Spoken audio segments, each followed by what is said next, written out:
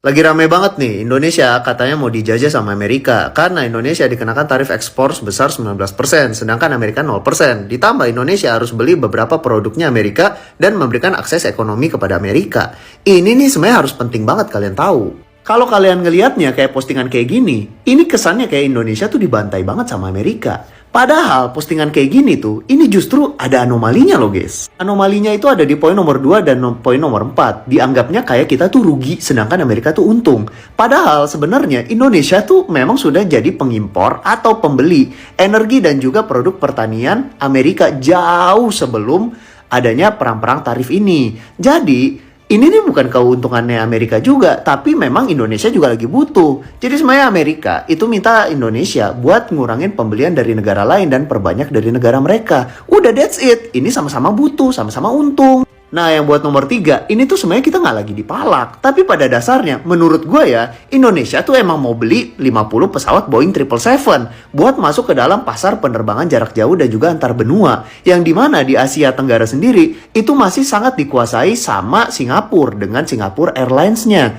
Jadi gue rasa, ini tuh bukan untung di Amerika, rugi di kita. Tapi kitanya emang mau lagi masuk ke pasar itu aja. Gimana nih buat poin yang nomor 5? Tentang akses ekonomi di Indonesia secara full katanya Donald Trump. Gue gak bisa terlalu detail di bagian ini. Tapi intinya, gue pernah nanya sama teman-teman gue, apa sih yang paling susah berdagang di Indonesia? Ya tentunya orang-orang luar itu males berdagang di Indonesia. Karena administratif dan juga birokrasi serta politiknya itu YTTA banget. Jadi gue rasa Presiden Trump ini cuma meminta tolong ke Pak Prabowo buat dibukakan jalur untuk tidak terhalang dari sisi politik, administratif, ataupun birokrasi. Menurut gue sih itu, nggak lebih dan bukan dengan niatan ngejajah. Nah ini nih yang penting banget, tentang tarif ekspor 0% dari Amerika ke Indonesia. Gue gak mau terlalu detail di bagian ini, tapi intinya Indonesia itu adalah negara yang dipandang sebagai pasar yang sangat besar, tapi daya belinya tuh kecil. Karena kita itu punya mata uang yang cukup lemah dibandingkan sama Amerika Serikat. Sifat daya beli yang rendah ini nggak cocok banget sama produk-produknya Amerika. Yang dimana produk Amerika ini pas masuk ke Indonesia udah mahal. Karena mereka itu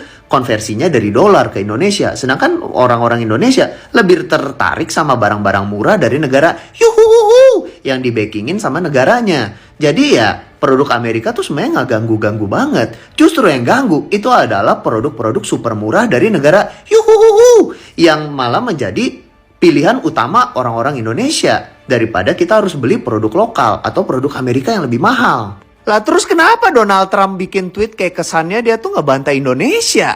Gue ngeliat banyak orang yang gak terbiasa sama komunikasi politiknya Donald Trump. Donald Trump itu adalah orang paling hiperbolis yang ada di dunia menurut gue. Karena dia bakal nge-tweet seakan-akan dia tuh paling menang di dunia. Dan itu memang adalah sifatnya Donald Trump. Jadi Donald Trump itu punya kebiasaan untuk melakukan statement-statement yang dia tuh, ya gue lebih hebat, gue udah menang, gue ini.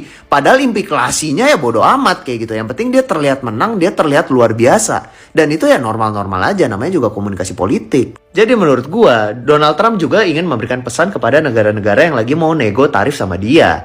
Jadi ya nggak jauh-jauh beda lah hasil nego-negonya. Jadi ada pengurangan tarif, ada pembelian barang-barang dalam negeri, dan juga pembukaan akses ekonomi. Kenapa? Kalau menurut gue, karena Donald Trump tuh lagi mau ngurangin pengaruh dari negara yuhuhuhu sebagai negara adidaya ekonomi. Jadi orang-orang tuh jadi nurut sama dia dari sisi ekonomi. Terakhir, gue ini warga biasa. Gue juga belajar dari hal-hal yang ada di internet, yang ada di literatur, yang ada di video-video, dan juga yang ada di kolom-kolom komentar. Jadi kalau ada yang salah, mohon banget dikoreksi dan juga dikritisi.